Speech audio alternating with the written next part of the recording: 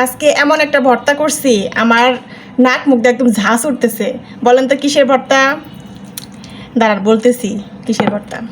এই দেখেন বাটাটা এরকম, পাটায় বেটে বেটে এই ভর্তাটা করছি, মানে বাটাটা করছি। এই বাটাটা হচ্ছে বরবটি, সাথে আপনার যে কাঁচা সরিষা আছে না, এই সরিষাটা কাঁচা সরিষা দিছি। এখানে আছে বরবটি, রসুন, পেঁয়াজ, শুকনা মরিচ, লবণ, আর হচ্ছে কাঁচা সরিষা। তো সব কিছু তেলে ভাজার পর কাঁচা সরিষাটা কাঁচাই দিছি, ঠিক আছে।